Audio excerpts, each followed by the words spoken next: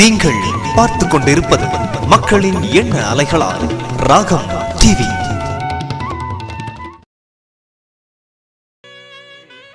அமுதும் தேனும் எதற்கு ராகம் நேயர்கள் அருகினில் இருக்கையிலே எனக்கு அமுதும் தேனும் எதற்கு. எவ்வளவு தரமான நிகழ்ச்சிகள் கொடுக்குறாங்க. உங்க வீட்டு திறமைகள் எது இருந்தாலும் அவங்களோட தொடர்பு கொள்ளுங்க. ராகம் தொலைக்காட்சியின் தரம், பண்பு, தமிழ் பண்பாடோடு ஒத்துகிறது.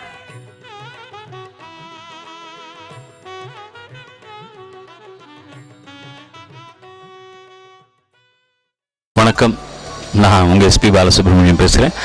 ராகம் தொலைக்காட்சி பார்வையாளர்கள் எல்லோருக்குமே நல்வாழ்த்துக்கள். ரொம்ப சாந்திபூர்வகமாக, சாமரஸ்யமாக, அழகாக, பசி இல்லாமல் வாழணும். சர்வேஜனா சுகினோபவந்து அப்படின்னா எல்லோரும் நல்லா வாழணும் அப்படின்றது. வணக்கம், நன்றி நன்றி. நோய் நாடி நோய் முதல் நாடி அது தணிக்கும் வாய் நாடி வாய்ப்பச் செயல். அனைவருக்கும் வணக்கம். கண்ட இடத்தில் கழிக்க வேண்டாம், காணா நோயை காண வேண்டாம். ஜான் ஹெரிங்டன் என்பவர் கிபி 1596 கழிவறையை கண்டுபிடித்தார். கழிவறை கண்டுபிடித்து சரியாக 418 ஆண்டுகள் ஆகிவிட்டன. ஆனால் இன்று கண்ட இடத்தில் கழிக்க வேண்டாம், காணா நோயை காண வேண்டாம் என்ற தலைப்பை பார்த்துடனேயே என் மனது அவமானத்தால் கூனி குறுகியது. சிந்து சமவெளியில்தான் நாகரிகம் தோன்றியது என்கிறீர்கள். நாகரிகம் தோன்றிய சிந்து சமவெளி மக்களே சாக்கடையோடு இணைந்த கழிவறையை பயன்படுத்தினார்கள். ஆனால் நம் தாய் திருநாடாம் இந்திய நாட்டில் 60% மக்கள் கழிப்பறை இல்லாமல் திறந்த வெளியில் மலம் கழிக்கிறார்கள். ஒவ்வொரு வருடமும் இந்தியாவில் 5 வயதுக்குட்பட்ட சுமார் 12 லட்சம் குழந்தைகள் வயிற்றுப்போக்கால் இறக்கின்றனர். இதற்கெல்லாம் காரணம் என்ன தெரியுமா? திறந்த வெளியில் மலம் கழித்தலும் சிறுநீர் கழித்தலும் ஆகும். திறந்த வெளியில் மலம் கழிப்பதனால் அதிகம் பாதிப்புக்குள்ளது பெண்கள் தான். பெண்களின் மன உளைச்சலுக்கும் கர்ப்பையில் உண்டாகும் கோளாறுகளுக்கும் திறந்த வெளியில் மலம் கழித்தலும் சிறுநீர் கழித்தலுமே காரணம் என்கிறார்கள் மருத்துவ நிபுணர்கள். இந்நோய்களுக்கும் இம்மாதிரியான சூழ்நிலைகளுக்கும் எங்களை தள்ளியது யார்? நீங்களே சிந்தித்து பதில் கூறுங்கள். அணுகுண்டுகள் வெடித்தீர்கள், ஏவுகணைகள் கண்டம் விட்டு கண்டம் பாய தயாராக வைத்துள்ளீர்கள், சந்திராயன் அனுப்பினீர்கள், எண்ணற்ற வகைகளில் முன்னேறி உள்ளீர்கள். மறுப்பதற்கு இல்லை, மகிழ்ச்சியாக இருக்கிறது. தேசம் செம்மாந்து நிற்கிறது. ஆனால் சரிக்கு சமமான இந்திய பெண்களின் கழிப்பிட தேவை பற்றிய உங்கள் பொறுப்பு என்ன? மறைவான தனியான தண்ணீரும் சுகாதாரமும் உள்ள கழிவறைகள் தர தயாராக இருக்கிறீர்களா?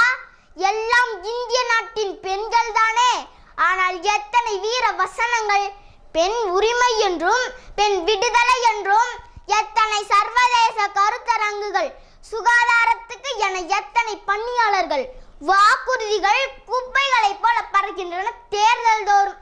இன்று நம் நாட்டில் இரவு 8 மணிக்கு வீட்டில் இருந்து புறப்பட்டு மறுநாள் காலை 8 மணிக்கு தங்குமிடம் போய் சேரும் வரை 12 மணி நேரம் சிறுநீர் கழிப்பதற்கோ மலம் கழிப்பதற்கோ எங்களுக்கு சரியான கழிவறை வசதி உள்ளதா?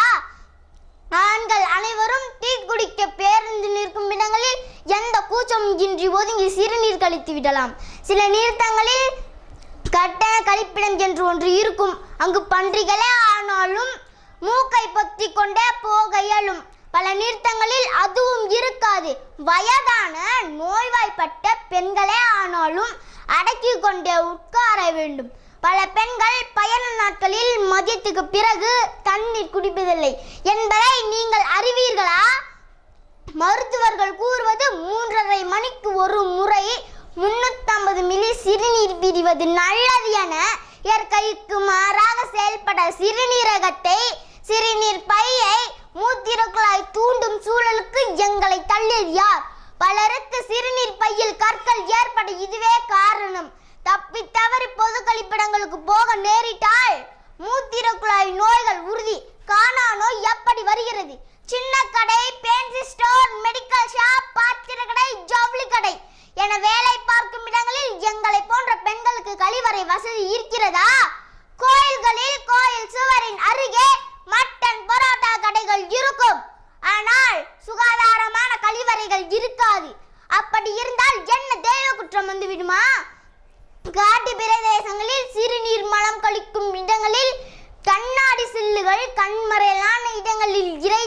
நடக்கும் பாம்புகள், தேள், பூரான், நட்டுவாக்கொல்லி, புலி, சிறுத்தை, யானை இவைகள் எங்களை கருணை கொண்டு பார்க்குமா?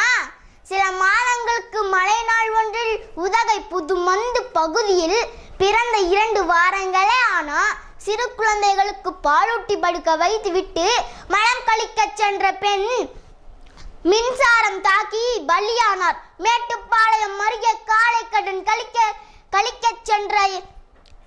சென்ற பெண் யானை தாக்கி இறந்தார்.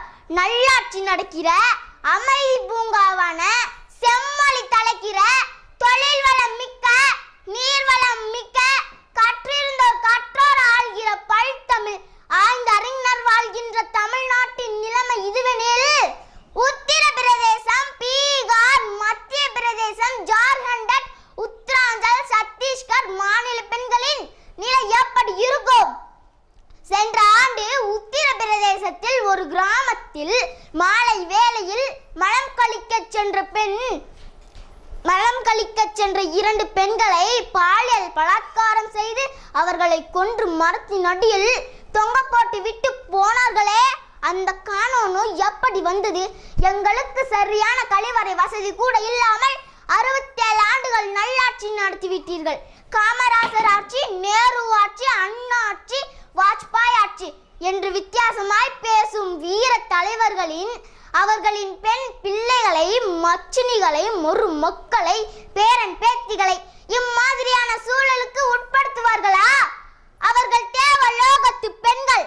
நாங்கள் என்ன பன்றியின் குட்டிகளா? தலைவர்கள் பங்கேற்கும் 1 மணி நேர விழாவிற்கு மேடை பின்புறம் ஏசி வசதியுடன் கூடிய கழிவறைகள் கட்ட நமது உடல், பொருள், ஆவி அனைத்தையும் அர்ப்பணிக்கும் பொது பணித்துறை அதிகாரிகள் எங்கள் நிலை குறித்து சிந்திப்பார்களா? 60 கோடி பெண்கள் வாழும் தேசம் இது. எங்களது அடிப்படை தேவையான கழிவறை பாதுகாப்பு குறித்து உங்கள் அக்கறை என்ன? கவலை என்ன? செயல்பாடு என்ன? திட்டம் என்ன? நான் ஒரு திட்டத்தை கூறுகிறேன். நீங்கள் செய்ய வேண்டியதெல்லாம் ஒன்றுதான். இனி சிறுநீரையும் மலத்தையும் கட்டுப்படுத்துவதற்கான மாத்திரைகள் தயாரிக்க சொல்லி மருத்துவ நிறுவனங்களுக்கு தயவு குறித்து உத்தரவிடுங்கள்.